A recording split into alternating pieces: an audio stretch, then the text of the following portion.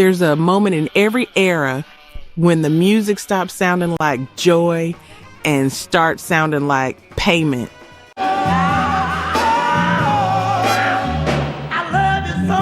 You were there when it happened, when the radio played a song so clean, so perfect that nobody asked who paid the price for that shine.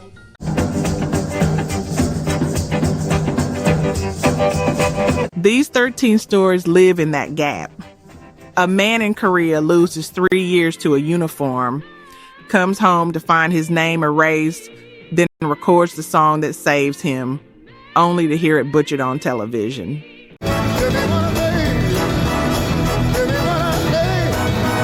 A girl from the Bronx sings one perfect take in a studio and watches her voice define an entire sound while she stays poor.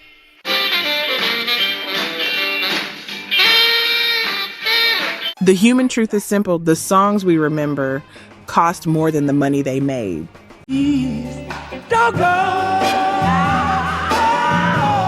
Here are the 13 moments when success arrived and broke something that never healed.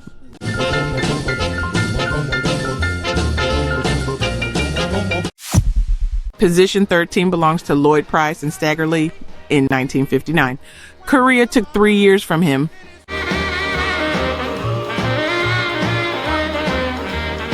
From 1954 to 1956, the Army erased his momentum. He'd had a hit in 1952, but the industry forgot him fast.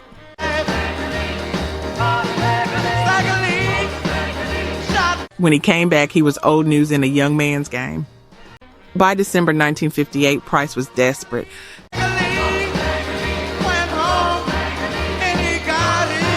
He walked into Bell Sound Studios in New York and demanded something nobody wanted: a big band sound.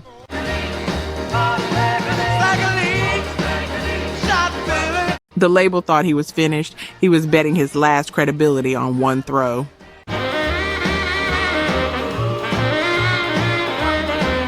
The record hit number 1 on February 9th, 1959. He won, but Dick Clark censored it for television.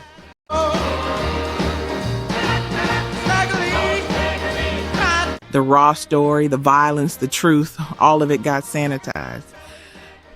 Price spent the rest of his life watching other men play the real version while America heard the fake one. Position 12 holds the Platters and The Great Pretender, recorded in 1955. For 417 days straight, they failed.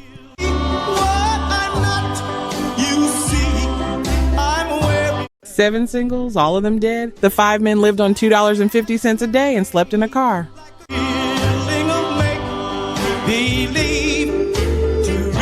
They drove the Chitlin circuit, segregated venues, no respect, no money. Then Tony Williams sang One Perfect Take on September 29th of 1955.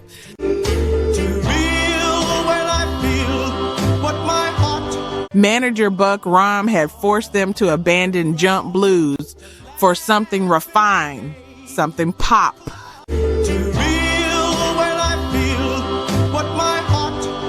The singers hated it.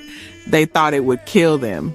Instead, it hit number 1 on February 18th, 1956. Is this feeling of make-believe? They sold 5 million copies, but in 1959, 4 of the men were arrested in Cincinnati.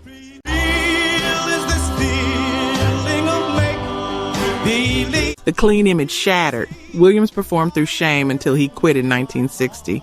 Success had a price, and they paid it in public humiliation. Position 11 belongs to Ray Charles and What Did I Say, recorded in 1959. Charles owed Atlantic Records $600.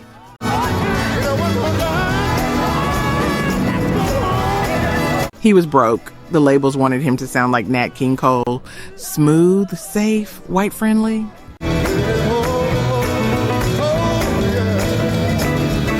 They said his gospel voice was too raw for radio, too much sex in it.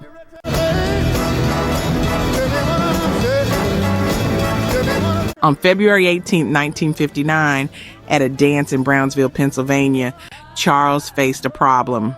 12 minutes of dead air in his set.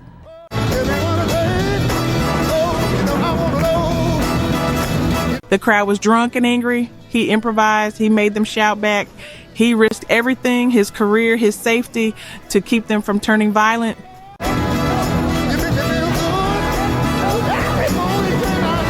The song hit number 1 on the R&B chart. It became Atlantic's first gold record.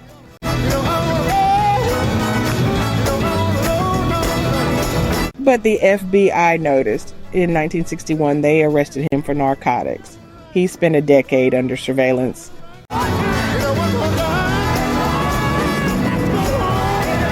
Every time someone samples that piano riff today, they're sampling the moment his freedom ended. It breaks my heart a little. Only 1% of people tuning into Retro Waves FM are subscribed. The rest of you return for the nostalgia, drifting in the memories of a better time, but you still won't commit. Think about it. You spent time here feeling young again, yet you leave before the magic settles. Subscribing is free, 0 cost, but it means you'll never lose the signal to your past. This channel is your time machine.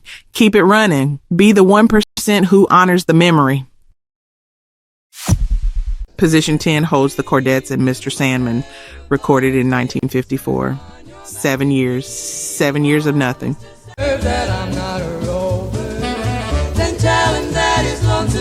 From 1946 to 1953, the 4 women released singles that nobody bought. The industry treated female vocal groups as background noise.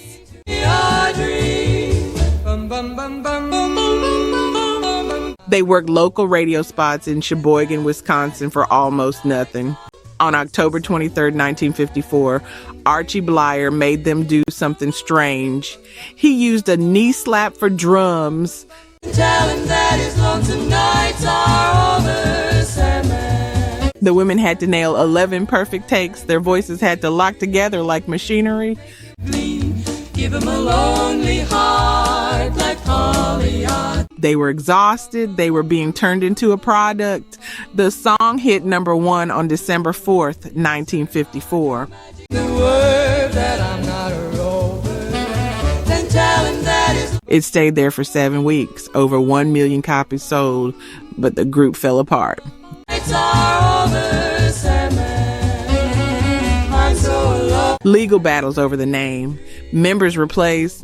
Their voices still play in Halloween and Back to the Future, but the women themselves disappeared into the past. Position 9 belongs to the Monotones and Book of Love, recorded in 1957. 6 men from Newark rehearsed in a housing project.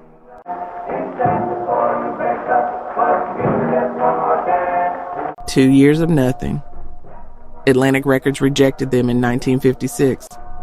Charles Patrick worked a warehouse job at night while the group practiced.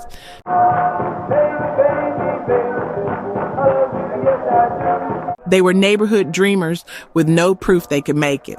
On September 27, 1957, they entered a small studio and gambled everything. Their final savings, their last hope.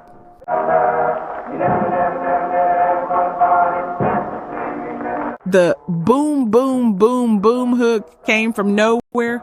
It was improvised desperation. It was the sound of men who knew this was their only chance.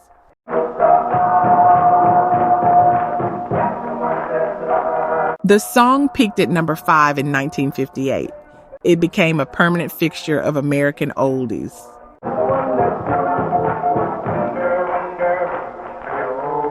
$50 million streams today. But the Monotones never had another hit, and the men went back to blue-collar work.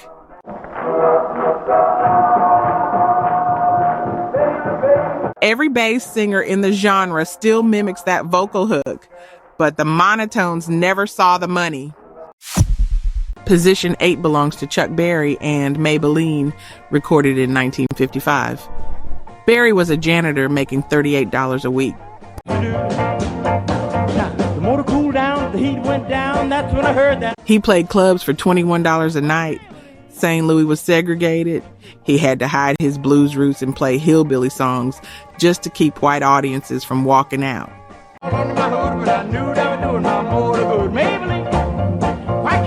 On May 21st, 1955, Leonard Chess demanded a change. The song was called Ida Red.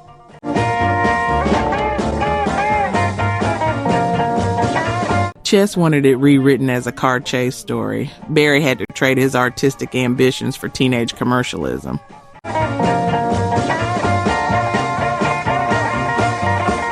It was a gamble. It worked. Maybellene sold 1 million copies by the end of 1955.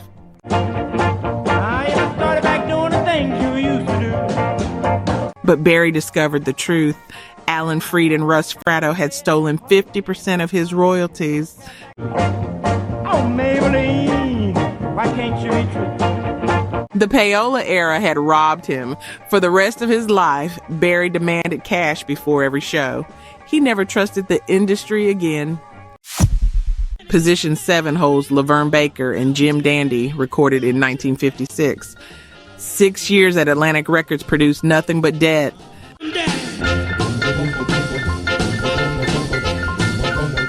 Baker was marketed as Little Miss Sharecropper, a fake persona that stripped away her jazz training and vocal sophistication. Jim Dandy was summoned to court. She was forced onto the Chitlin circuit, segregated venues, no dignity. On October 11, 1956, Ahmet Ertegun demanded a crossover hit.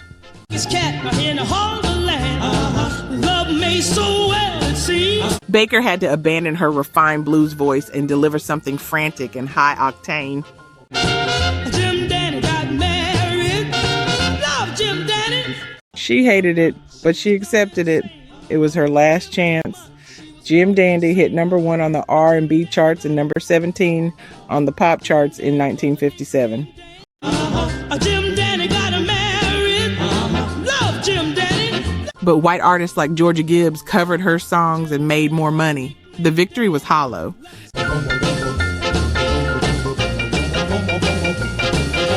Baker's resilience became a template for later powerhouses like Janis Joplin, but Baker herself remained undercompensated and overlooked.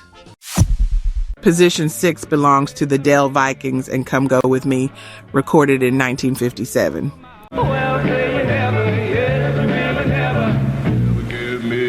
Five men survived on $78 a month in the Air Force at Pittsburgh's Joe Burney Air Base.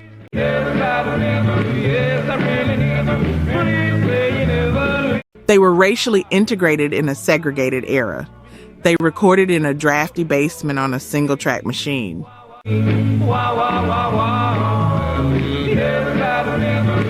On February 16, 1957, the song hit the Billboard Top 100. The breakthrough was immediate.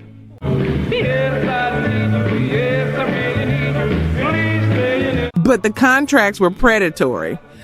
Phoebe Records owner Joe Averback sold the master to Dot Records without the singer's consent.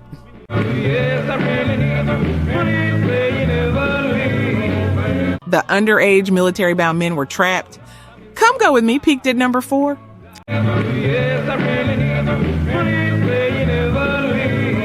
It became a multi-million stream staple, but the original lineup fractured within months. Military transfers.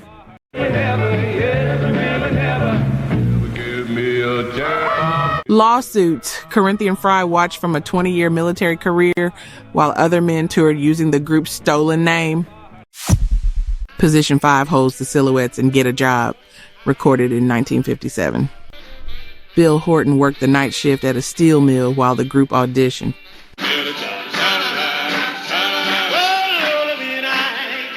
For 12 months, every major Philadelphia label rejected them. His wife resented his inability to provide through music.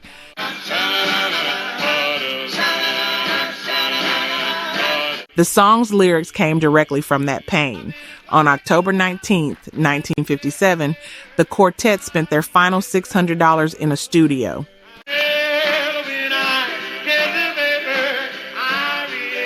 The "Shinin' in a refrain" was improvised filler born from exhaustion and terror.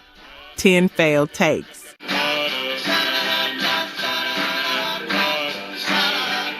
They were about to return to the factory floor. Then Get a Job hit number 1 on February 24, 1958.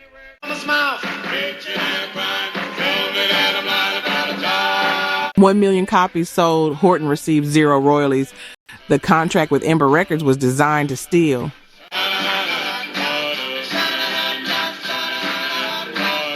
Horton spent his later years as a janitor, while Sha Na Na became a multi-million-dollar nostalgia industry that never paid him anything. Position 4 belongs to the Chantels and Maybe, recorded in 1957. 5 teenage girls from the Bronx endured 10-hour rehearsals under Arlene Smith and teacher Richard Barrett.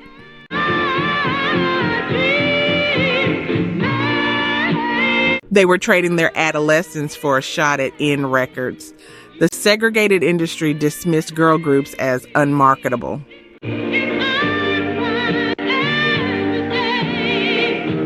On October 16, 1957, Arlene Smith delivered the lead vocal in one desperate take.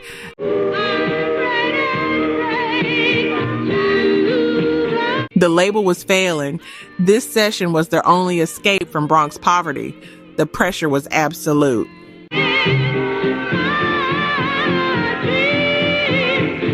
Maybe sold 1 million copies by 1958. It reached number 15 on the Billboard Hot 100.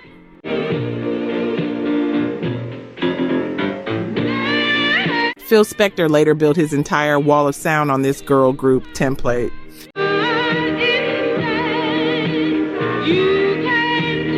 But by 1959, the group dissolved. Predatory contracts left them penniless. Their sacrifice established the commercial viability of every female soul ensemble that followed. But the Chantal themselves stayed poor. Position 3 holds Bo Diddley and Bo Diddley, recorded in 1955. Ellis McDaniel earned 75 cents an hour doing manual labor.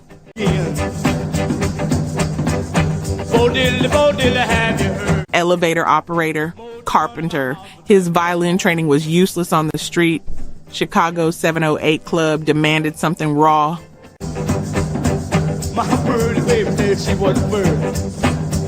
McDaniel built his own guitar from salvaged parts just to survive the physical violence of the Chitlin Circuit dive bars.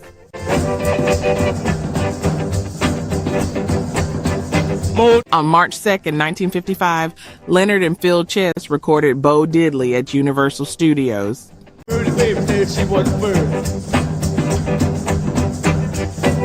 They stripped away the original lyrics. McDaniel realized he had to trade his birth name for a stage persona just to get $50 in a contract. Bo Diddley, have you heard? The record hit number 1 on the R&B chart in June 1955. The Bo Diddley beat became the foundation for the Rolling Stones and U2.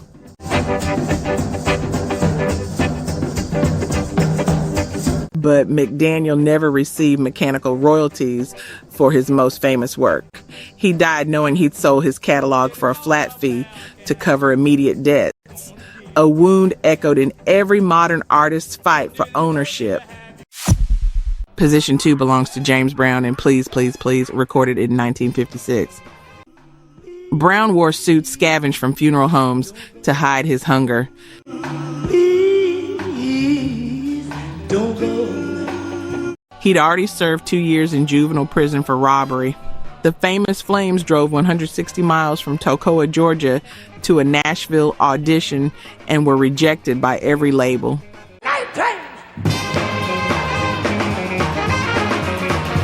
On February 4th, 1956, producer Ralph Bass defied his boss, Sid Nathan, who called the song trash because of its repetitive stuttering. I love you so. Brown's voice was feverish and desperate. This $200 session was his final escape from Georgia clay pits. I love you so. The single peaked at number 6 on the R&B chart, over 1 million copies sold.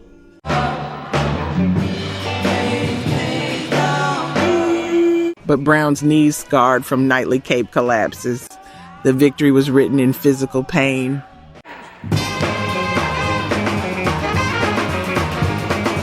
That raw vocal desperation survives today in artists like The Weeknd, who used high-gloss production to hide internal collapse. Position 1 belongs to the Spaniels, and Goodnight and Sweetheart Goodnight, recorded in 1953. James Pookie Hudson and the group recorded in a makeshift studio at 47th and Cottage Grove in Chicago. It's 3 o'clock in the morning. They played the Chitlin circuit for meager guarantees and slept in cramped cars because segregated hotels refused them entry.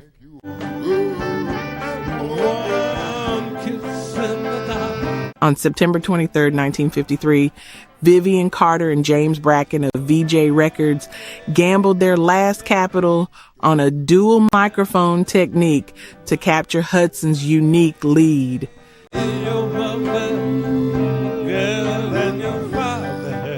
It was a desperate technical pivot to save the label from insolvency. The song hit number 5 on the Billboard R&B chart in 1954.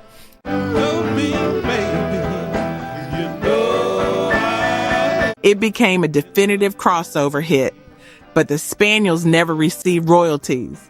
Today, the song streams millions of times.